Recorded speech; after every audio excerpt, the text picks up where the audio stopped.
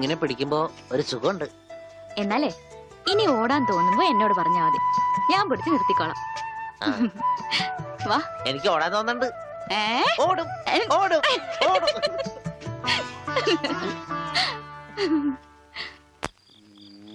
देखो बेटी देखो देखो बेटी देखो. എന്താ ഇത്? നിന്റെ ഷാദി നടത്താനാ ഞാൻ വന്നത്, മനസ്സിലായില്ലേ? ഷാദി എന്ന് വെച്ചാ തിരുമണം, ഷാദി കാ കപ്പട. റിഹേഴ്സൽ കഴിഞ്ഞാ കല്യാണം, കല്യാണം കഴിഞ്ഞാ നാടകം, പിന്നെ റിഹേഴ്സൽ. നിങ്ങൾ എന്തൊക്കെയാ പറയണേ? നിങ്ങൾക്ക് എന്താ പറ്റി? കല്യാണം കഴിഞ്ഞ റിഹേഴ്സൽ, അതിനു മുമ്പ് റിഹേഴ്സൽ വെച്ചാൽ ശരിയാവില്ല.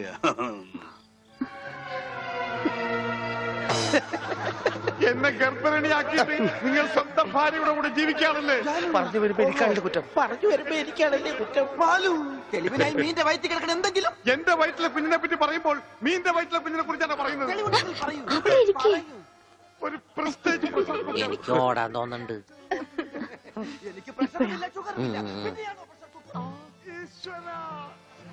ഞാൻ ഓടാൻ പോവാ. അതെല്ലാം പോട്ടെ, 45 രൂപ 50 പൈസക്ക് ബോംബെ ഡൈങ്ങിന് ഒരു ബെഡ്ഷീറ്റ് വാങ്ങിച്ചെന്ന് ഓർമ്മയുണ്ടോ? എല്ലാം പച്ചക്കള്ളം. ഞാൻ ബോംബെ കണ്ടിട്ട് പോലുമില്ല. നീ ബോംബെ കണ്ടിട്ടില്ല? എങ്കിൽ പോയി കണ്ടിട്ട് വേണം, തെണ്ടി തയ്യക്കാരാ.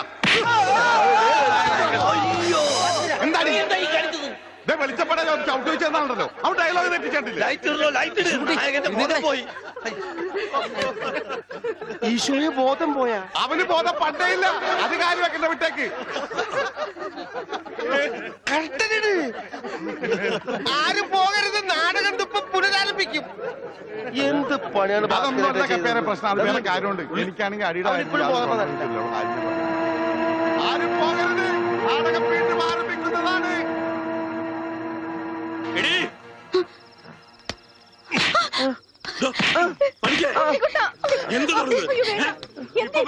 ഇവന്റെ അസുഖം എന്താണെന്ന് എനിക്ക് മനസ്സിലായില്ലേ? പണിക്കരെ നിങ്ങൾ കാണിച്ചൊട്ടും ശരിയായില്ല. അത് പറയാൻ നീ ആരടി അസത്തെ? ഇങ്ങോട്ട് വാടി, നീ അങ്ങനെ കൊന്നുകളയും. തല്ലി അച്ഛന് വേനെടുത്താ കരയണ്ടാട്ടാ.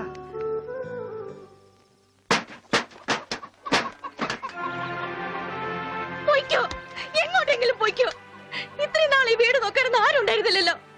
എന്തെങ്കിലും ഒരു ആപത്ത് വന്ന ആ മാഷ വീട്ടുകാർ മാത്രമേ ഉണ്ടായിരുന്നുള്ളൂ. ആ കുടുംബത്തോട് ചെയ്ത ക്രൂരതകളൊക്കെ ഇത്ര വേഗം മറന്നോ? എന്ത് പ്രായശ്ചിത്തം ചെയ്താലും അതിന് പരിഹാരമാവുക. ഉണ്ണേട്ടന്റെ ഈ അവസ്ഥയ്ക്ക് കാരണം അച്ഛനാ. അച്ഛനതൊന്നും പ്രശ്നമില്ലെങ്കിലും എനിക്ക് ആ കടങ്ങളൊക്കെ വീട്ടണം. മാഷിനോട് ചെയ്ത തെറ്റുകൾക്കൊക്കെ പോയി മാപ്പ് പറയും, എന്നിട്ട് വന്നാ മതി ഇങ്ങോട്ട്. അല്ലെങ്കിൽ ഇങ്ങോട്ട് എന്ന് വെച്ചപ്പോ. പണിക്കരെ, കുട്ടി പറഞ്ഞാലും കാര്യമുണ്ട്. താൻ ചെയ്തത് പൊറുക്കാനാവാത്ത തെറ്റ് തന്നെയാ.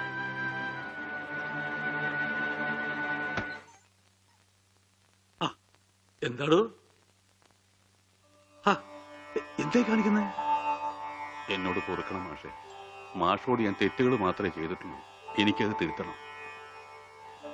മാഷുടെ ഉണ്ണിയെ ജീവിതകാലം മുഴുവൻ നോക്കാൻ എന്റെ അമ്മൂന് സമ്മതം, എനിക്കും അത് സമ്മതം.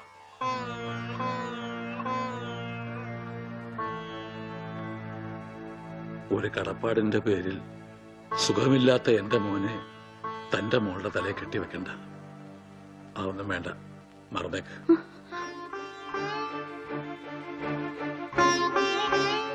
മോളെ, നീ ചെയ്യുന്നത് വലിയൊരു ത്യാഗമാണെന്ന് എനിക്കറിയാം. പക്ഷേ അങ്ങനെ ആർക്കെങ്കിലും വേണ്ടി പാഴാക്കി കളയാനുള്ളതല്ല നിന്റെ ഈ ജീവിതം. വെറും ഒരു കടപ്പാടിന്റെ പേരിലല്ല മാഷെ.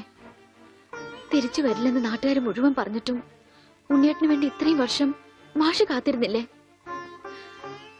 അതുപോലെ ഉണ്ണിയേട്ടന്റെ അസുഖമാണ് തടസ്സമെങ്കിൽ അത് മാറുന്നതുവരെ കാത്തിരിക്കാൻ ഞാനും തയ്യാറാണ്. ഈ കുട്ടി പറഞ്ഞത് വെറും ഒരു ഫാദറായ എനിക്ക് മനസ്സിലായി. ഈ ഫാദറിന് മനസ്സിലായോ? ഇനി എന്തോന്ന് ആലോചിക്കാൻ. നിശ്ചയത്തിന് പന്തല് വേണോ വേണ്ടയോ എന്ന് മാത്രം പറഞ്ഞാ മതി. ബാക്കി കാര്യം ഞങ്ങൾ ഏറ്റു.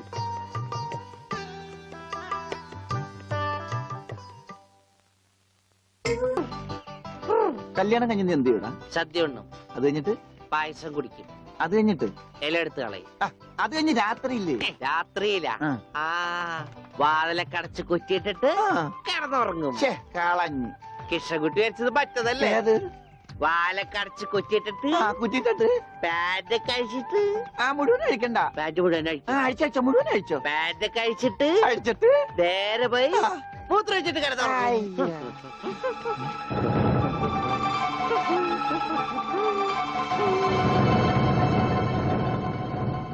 ഹായ് ഗോപി.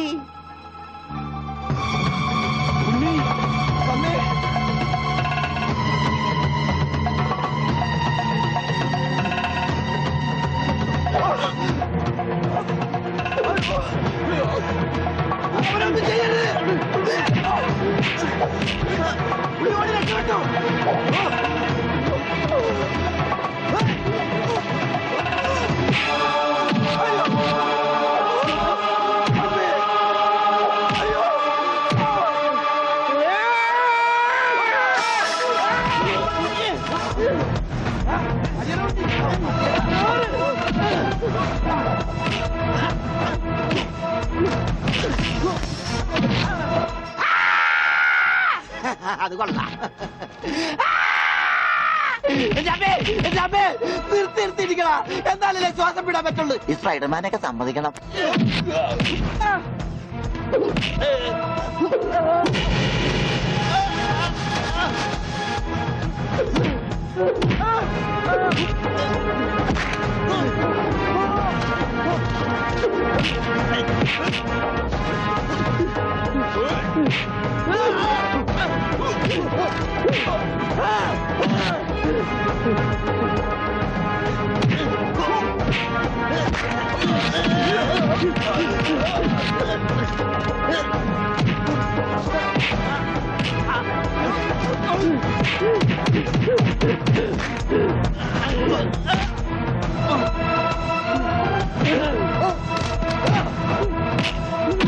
അവനൊന്നും ചെയ്യരുത്.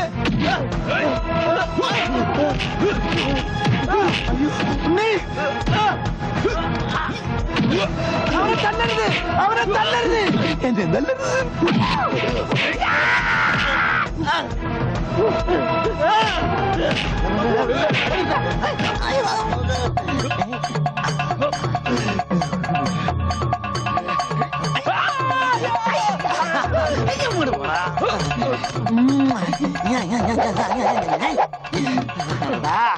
ആനയെ സൂചി കൊണ്ട് ഒതുക്കിയവനാണ് കയ്യക്കാരൻ. പിന്നെയാണ് നീയൊക്കെ.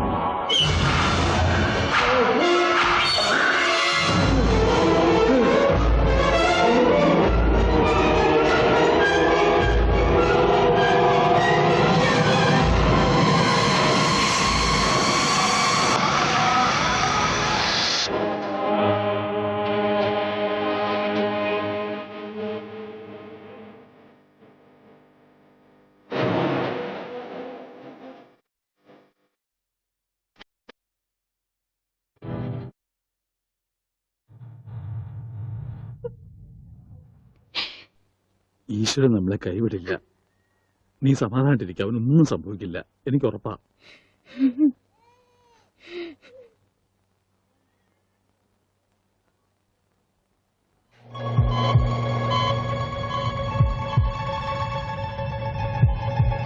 There is no intracranial hematoma, no space occupying lesion. ഡോക്ടറെ, ഉണ്ണി Don't worry, പേടിക്കാൻ ഒന്നുമില്ല. He'll be all right. ഉടനെ റൂമിലേക്ക് കൊണ്ടുവരും. അപ്പൊ കയറി കണ്ടോളൂ. ഈശ്വരൻ കാത്തു.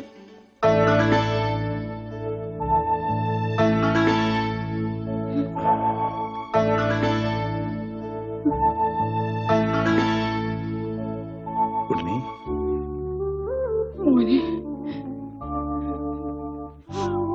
ഇവരെയൊക്കെ മനസ്സിലായോ? അച്ഛൻ, അമ്മ, ദേ അമ്മു.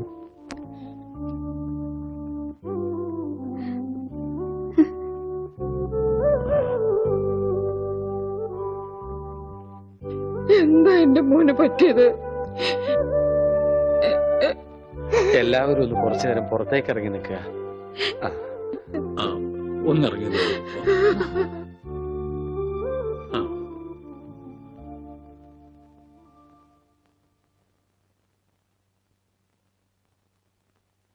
എന്താ നിനക്ക് ആരെയും തിരിച്ചറിയാൻ കഴിയുന്നില്ലേ?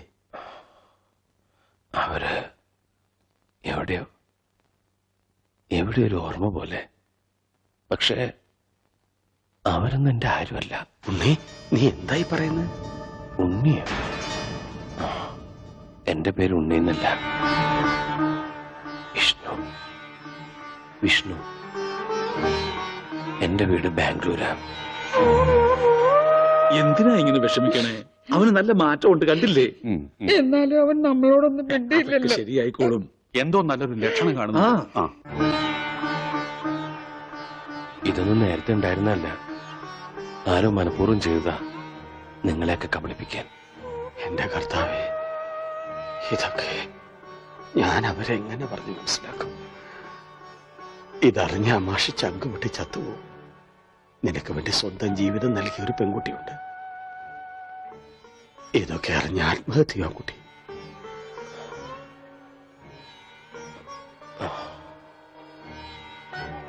വിഷ്ണു, ഒരു ഗ്രാമം മുഴുവൻ നിന്നെ സ്നേഹിച്ച കഥ നീ അറിയണം. ഇലയുടെ വലിപ്പം ഒരല്പം കുറഞ്ഞോ കുഞ്ഞുവരച്ചേട്ടാ? 4 കൂടെ വലിച്ചു കയറ്റ്. അപ്പൊ ഇലയുടെ നീളെ കൂടുവന്റെ പാപ്പാനെ.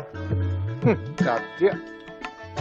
അല്ല, ഞാനൊന്ന് ചോദിക്കട്ടെ, എന്താണ് ഈ സദ്യയുടെ ആവശ്യകത? ഇതൊരു പാഴ്സലമല്ലേ? എടാ ഓമനക്കുട്ട, നീ സാമ്പിൾ പഠിക്കുന്നത് കേട്ടിട്ടുണ്ടോ? ആ. അതുപോലെ വരാനിരിക്കുന്ന കല്യാണത്തിന്റെ സാമ്പിൾ സദ്യയാണിത്. ആ, എന്നാ കല്യാണത്തിന് സാമ്പിൾ അങ്ങനെ നടത്തിക്കോ. ഒരു നല്ല ദിവസമായിട്ട് ഇങ്ങനെ ഇടം തിരിഞ്ഞു നിൽക്കാതെ വന്നിരുന്നു ആ, ഉണ്ടാവും. എനിക്ക് വേണ്ട. വേണ്ട, അതൊക്കെ ആദ്യം അടുക്കളയിൽ നിന്ന് ആ, കഴിഞ്ഞു. ആ സദ്യയായിരുന്നു ഇത്. മേടിച്ചു വിളമ്പടാ. ആ, മനസ്സേ, ഭാസ്കരന് കുറച്ച് നാരങ്ങച്ചാർ കൊടുക്കൂ. പേ പിടിച്ചിട്ട് അവിടെ ദുഷ്ടൻ. ലക്ഷ്യം പുളിശ്ശേരി ആയാലോ?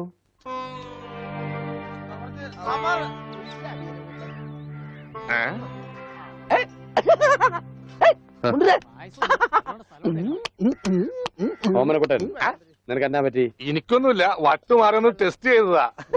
മുണ്ടുക്ക് നല്ല മുണ്ടുക്ക്. എന്തായി കാണിക്കണം? ഇങ്ങോട്ട് വന്നേ. എന്തിപ്പണ്ടായേ? അവനിപ്പോ അസുഖമൊന്നുമില്ല, അവന്റെ അസുഖമൊക്കെ മാറി. ദൈവമേ, എന്താ നീ ചങ്കിക്കുത്ര വർത്താനൊന്നും പറയല്ലേ? ഉണ്ടായിരിക്കും.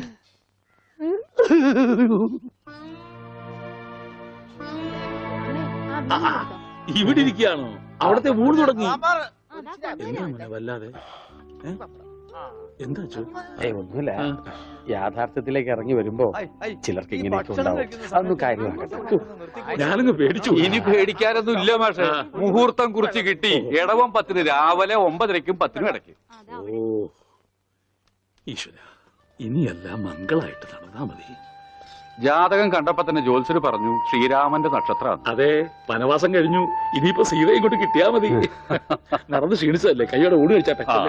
മോനെ വന്നേ, അച്ഛൻ.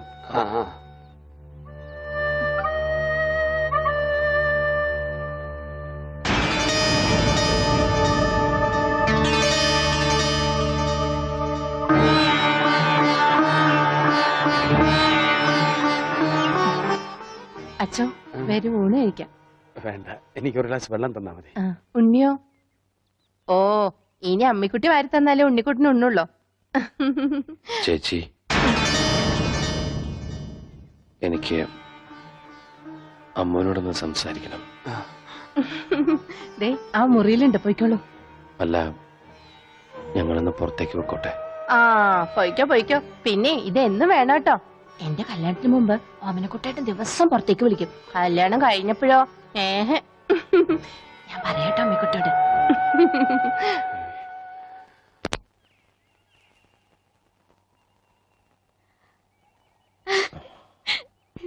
ഇപ്പൊ ഓടാൻ തോന്നുന്നുണ്ടോ?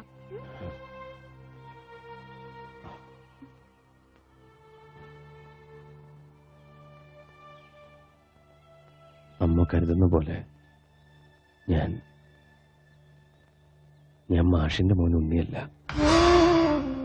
ബാംഗ്ലൂരിലെ മഹേശ്വരൻ തമ്മി എന്ന ക്രിമിനലിന്റെ മകനാണ് ഞാൻ.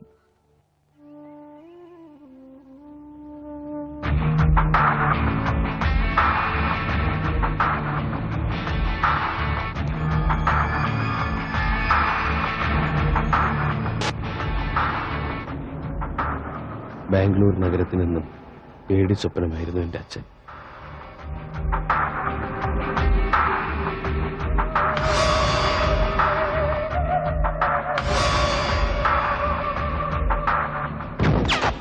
മഹേശ്വരൻ തമ്പി അറിയാതെ ഒരു കരിയില്ല പോലും അനങ്ങില്ല. രക്തം പുരണ്ട അച്ഛൻ്റെ പണത്തിനോടും ബിസിനസ്സിനോടും എനിക്കെന്നും വെറുപ്പായിരുന്നു. അതുകൊണ്ട് തന്നെ ഞാൻ അച്ഛനിൽ നിന്ന് ഓടി അകലാൻ ആഗ്രഹിച്ചു. എനിക്ക് ലഭിക്കാതെ പോയ സ്നേഹവും പരിഗണനയും ഒക്കെ കിട്ടിയത് അനാഥാലയത്തിൽ വളർന്ന ഒരു പെൺകുട്ടിയിൽ നിന്നാണ്, ഗൗരി. ഞങ്ങളുടെ സ്നേഹം എൻ്റെ സ്വകാര്യതയിൽ ഞാൻ അനുഭവിക്കുന്ന ഏറ്റവും വലിയ ആനന്ദമായി മാറി. ഒടുവിൽ എൻ്റെ അച്ഛൻ്റെ അറിവോ സമ്മതമോ ഇല്ലാതെ ഞാൻ അവളെ വിവാഹം കഴിക്കാൻ തീരുമാനിച്ചു. അപകടമാണെന്ന് അറിഞ്ഞിട്ടും ഒരു ഒളിച്ചോട്ടം. വിവാഹത്തിന്റെ തലേന്ന് സുഹൃത്തുക്കൾ ഞങ്ങൾക്ക് വേണ്ടി ഒരു കൊച്ചു പാർട്ടി ഒരുക്കി, രഹസ്യമായി. പക്ഷെ ഒന്നും ക്ഷമിച്ചു തരാൻ അച്ഛൻ ഒരുക്കമായിരുന്നില്ല. പിന്തുടരുന്ന അപകടം മനസ്സിലാക്കാതെ ഞങ്ങൾ ആഘോഷിക്കുകയായിരുന്നു.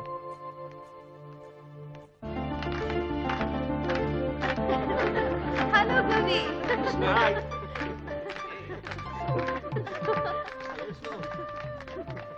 നാളെ നിങ്ങളുടെ വിവാഹം കഴിഞ്ഞാൽ പിന്നെ നിന്റെ അച്ഛന്റെ കണ്ണത്താ ദൂരത്തേക്ക് നിങ്ങൾ രണ്ടാളും കൂടി പറക്കും. അതുകൊണ്ടാ ഇങ്ങനൊരു പാർട്ടി. താങ്ക്സ്. അടുത്തായിട്ട് നിങ്ങൾ എനിക്ക് ചെയ്യേണ്ട ഒരു ഉപകാരം എന്റെ പേടിയൊന്ന് മാറ്റാന്നുള്ളതാ. ചുമ്മാ നിന്ന് വിറക്കുക. ശരിയാ, എനിക്കിങ്ങനെ വിഷ്ണുവിനെ പോലെ കരിങ്കല് പോലെ നിൽക്കാൻ പറ്റുന്നില്ല. ഉം. ഇതൊക്കെ വിഷ്ണുവിന്റെ അച്ഛൻ അറിയുമ്പോ എന്താ ഉണ്ടാവാൻ നിങ്ങൾക്കൊക്കെ അറിയാലോ. ഏയ് അതോർത്ത് പേടിക്കണ്ട. വളരെ രഹസ്യമായിട്ടാ കാര്യങ്ങളൊക്കെ ചെയ്തിരിക്കുന്നത്. വിഷ്ണുവിന്റെ അച്ഛൻ ഇതൊന്നും അറിയാൻ പോകുന്നില്ല. ഗൗരി ധൈര്യമായിട്ടിരിക്കേ.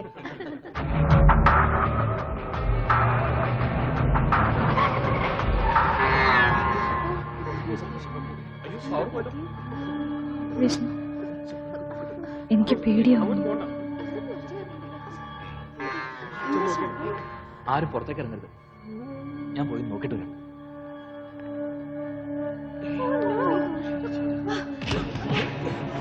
വിഷ്ണു രക്ഷപ്പെട്ടോ!